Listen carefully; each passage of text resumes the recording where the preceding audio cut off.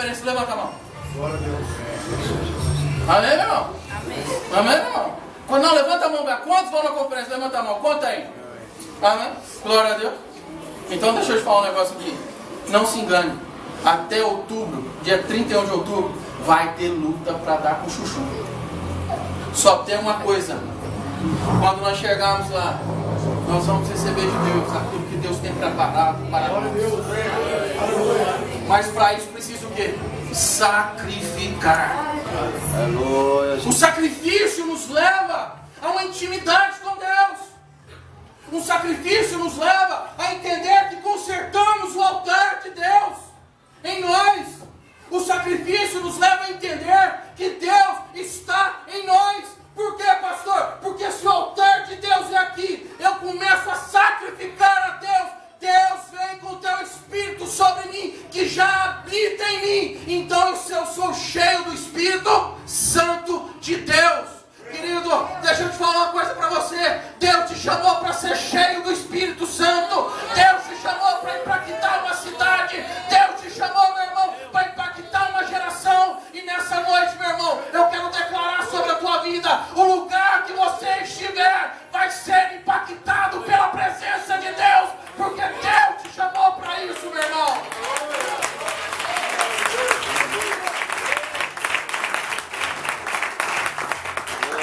É sacrifício. É sacrifício. Precisamos sacrificar. Você assumiu aqui quanto, mano? 11 de janeiro. Ah, foi fácil, não?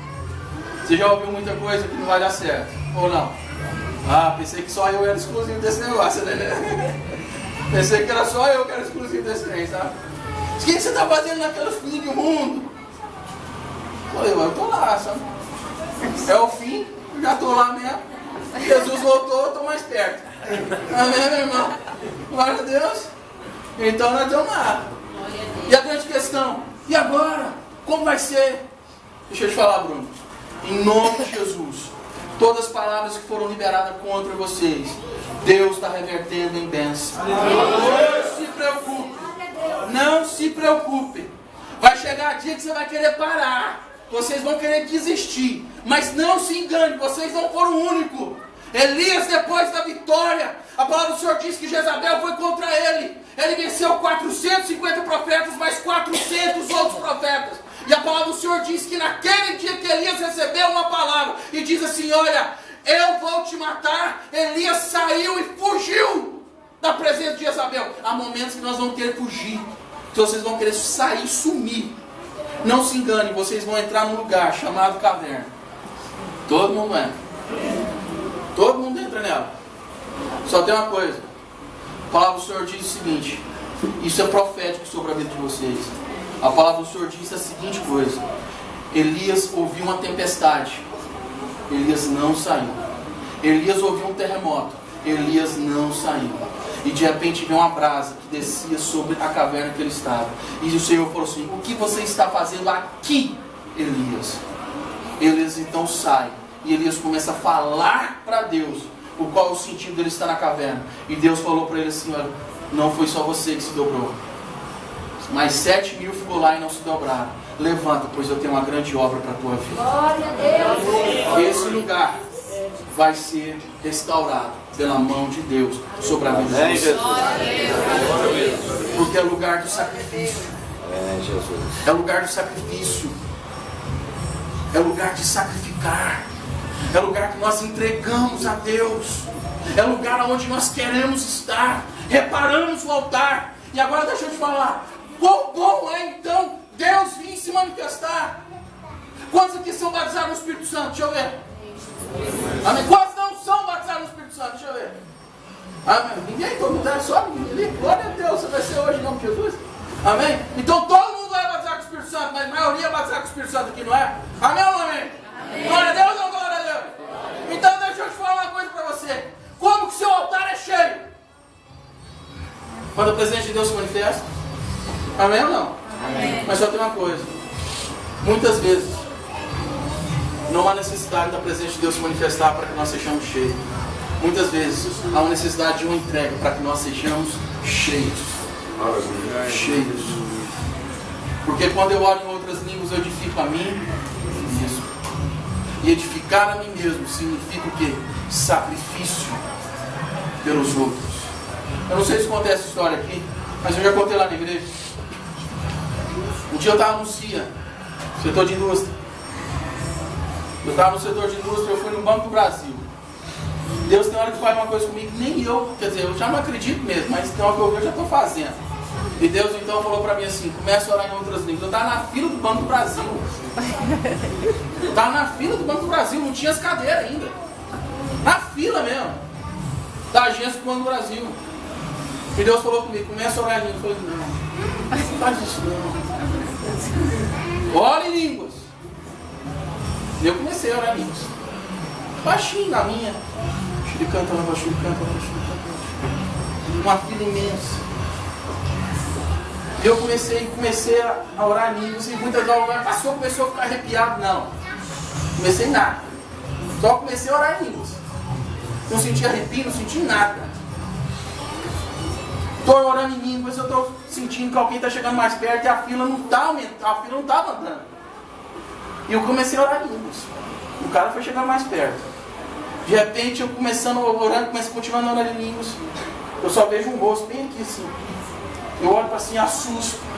O cara olhou para mim assim e falou assim, o que você está falando? Eu falei, rapaz, eu não quero nem saber. Não, é porque eu conheço isso aí. Você conhece? Conheço. Você está orando em línguas, né? Eu falei, tô. Beleza, terminei, fiz o que eu tinha que fazer, o rapaz terminou. Eu estava saindo do Banco do Brasil, ele correu para perto de mim. Falou assim, você quer saber de uma coisa? Eu orava desse jeito que você orava. Só tem uma coisa. Tem 5 anos que eu saí da presença do Senhor. 5 anos. Sabe, quando você começou a orar em línguas, Deus veio e falou comigo. Eu não sei porquê. Aí eu entendi o mistério. Eu entendi o poder do sacrifício. Porque, meu irmão, você orar em línguas no meio do Banco do Brasil, lotado de gente, uma segunda-feira do dia 10, é loucura. E de repente ele falou assim, olha, eu orava desse jeito. Eu falei, deixa eu falar uma coisa para você aqui. Deus está te chamando hoje para voltar. Ele quer renovar a sua vida. De repente eu comecei a orar com esse homem, sabe aonde? No estacionamento do shopping, do CIA, cheio de carro, e eu orando com esse homem lá. E eu comecei, Senhor, renova esse homem hoje, já está voltando para os seus caminhos, renova ele. De repente eu peguei na mão desse homem, esse homem começou a pular, meu irmão, lá no meio do CIA. E ele começou a pular e começou também a falar em línguas. E eu disparei a pular junto com aquele homem e comecei a orar em línguas também. E nós fomos uma baldada só naquele momento. Mas porque eu comecei a entender que o sacrifício é fundamental para o altar. O sacrifício é fundamental para nós estarmos na presença do Senhor. E a grande questão é quanto eu tenho sacrificado no meu altar. Porque para muitos hoje é normal, por exemplo, eu vou te dar um exemplo muito claro aqui nessa noite. Somos jovens, tem crianças aqui, mas vou te dar um exemplo muito claro. Hoje o mundo é normal, muito normal para o mundo, as pessoas terem relações antes do casamento. Isso é pecado. Se chama pecado. Nada mais é do que pecado. É pecado, é prostituição, é pecado. Hoje é muito simples casais ter amantes. É adultério e é pecado. Não tem como, te afasta de Deus. É muito simples hoje você olhar para uma pessoa e ela mentir para você. A Bíblia diz que é um membro do corpo humano que vai levar muita gente para o inferno, que é o tal da língua. Porque isso é pecado. Agora, nós queremos avivamento, nós queremos unção, nós queremos altar reconstruído, nós queremos sacrificar, mas esquecemos daquilo que nos afasta de Deus. Precisamos voltar à essência do Evangelho. E qual é a essência do Evangelho? A essência do Evangelho é Cristo, porque a palavra do Senhor diz que Cristo em mim é a esperança da glória. Essa é a essência do Evangelho. Queremos levantar as mãos, queremos cantar bonito, queremos que Deus desça sobre o lugar, mas sem sacrifício não adianta. Não tem jeito. Simplesmente vai ser um coral bonito, simplesmente vai ser um louvor bonito, Mas não dá mais do que isso. Mas quando nós entramos em sacrifício, Deus se manifesta em nós e traz para nós a essência da adoração. Terceira coisa que eu aprendo sobre isso aqui é que no altar fala de fogo. A palavra do Senhor diz que 421 vezes fala sobre fogo na Bíblia Sagrada. E uma delas é o quê? E no altar arderá continuamente o fogo. A palavra do Senhor diz que quando Elias faz o sacrifício, ele faz uma oração a Deus. E a oração que ele faz a Deus é a seguinte: Deus, manda fogo me salvar, porque eu já reconstruí, eu já sacrifiquei, só falta o fogo agora. Só falta o fogo. E o fogo veio, desceu sobre o altar, consumiu o holocausto, consumiu o sacrifício, chupou a água que estava do lado, e aquele altar foi santo. Deixa eu te falar uma coisa para você, querido. O Senhor pode manifestar na sua vida hoje sobrenaturalmente. O Senhor pode tocar em você de uma forma sobrenatural. O Senhor pode impactar o seu coração de uma forma sobrenatural hoje. Mas se você não consertar o altar, se você não se sacrificar, tudo que aconteceu hoje vai acabar amanhã. Acaba amanhã. A grande questão é: eu tenho que manter o fogo de Deus ardendo sobre mim. E a palavra do Senhor diz em Levítico 6, versículo 12, que o sacerdote todo dia pela manhã pegava a lenha e colocava no altar, para que o fogo não se apagasse. Deixa eu te falar uma coisa para você. Deus nessa noite está em busca de pessoas que querem fogo, mas um fogo não momentâneo, um fogo para a vida, um fogo que toca, um fogo que não tenha medo, um fogo que impacta, um fogo que transforma, um fogo que enche. E a coisa é certa: se você se entregar para o Senhor derramará sobre ti um fogo sobrenatural. Sobrenatural. O interessante é que em Atos capítulo 2, capítulo 1, versículo 18, diz assim: Jesus fala para os seus discípulos, fala assim: olha, mas recebereis poder ao descer sobre vós o Espírito Santo. Santo. Não saia de Jerusalém, até que vós fosse revestido do Espírito Santo. Eles obedecem. E na obediência, no capítulo 2, diz que eles estavam orando. E na oração, a palavra do Senhor diz que o céu se abriu e o fogo de Deus desceu em línguas repartidas. Nessa noite, Deus quer manifestar sua presença sobre você. Mas para Ele manifestar sua presença sobre você, você precisa entender que você precisa consertar o seu altar. Você precisa sacrificar. E você precisa entender que Ele é um Deus que manda fogo sobre o altar. Porque sem sacrifício não há glória. E sem glória não há fogo. Não tem jeito. Não tem como. Ou sem fogo não há glória. Não tem como. Nós precisamos entender isso nessa noite. Por quê, pastor? Porque o fim das nossas vidas foi manifestado pelo irmão que ministrou. É morar no céu. É ir para o céu. É estar no céu. Mas estar no céu, muitas pessoas não entendem. Não entendem mesmo. Porque a grande questão é: quando eu levanto a minha mão e confesso a Jesus, eu estou salvo. E as pessoas estão confundindo isso aí, salvação. Estão confundindo o que é salvação. Porque a verdade, conversão, não é no momento que você levanta a sua mão. Esse é o princípio da sua conversão. Conversão é todo dia. Você se converte todo santo dia. Porque a Bíblia diz que um homem é mau. E sendo um homem mau, um homem é corrupto. Porém, quando nós nos convertemos a Cristo todo santo dia, nós estamos levando uma vida de santidade. De santidade. Quer morar no céu, meu irmão? Converta hoje. Levanta amanhã, se converta amanhã. E fala assim: ó, vem sobre mim, enche-me com teu Espírito. Porque assim levaremos, sabe o quê?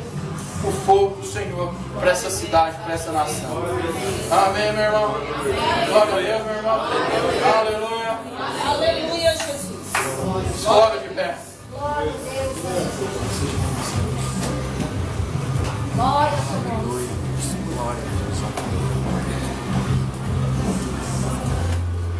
Aleluia, Jesus. Glória a Deus.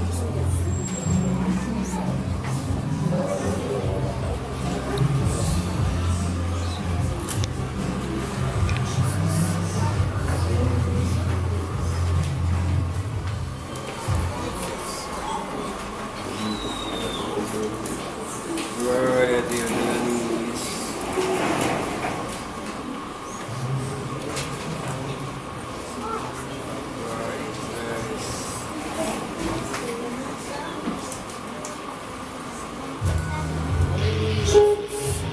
Deixa eu te fazer uma pergunta hoje aqui.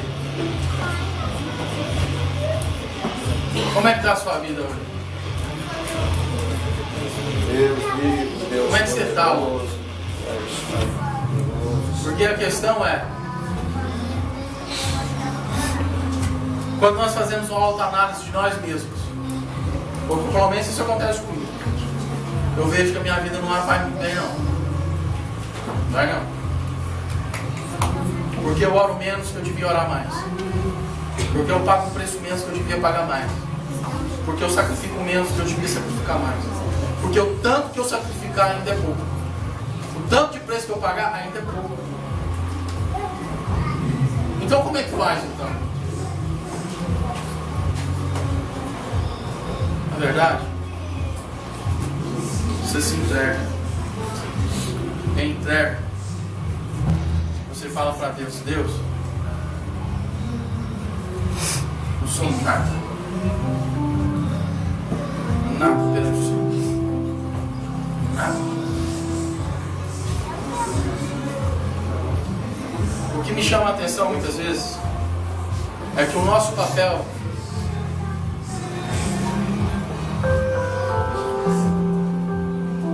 é servir.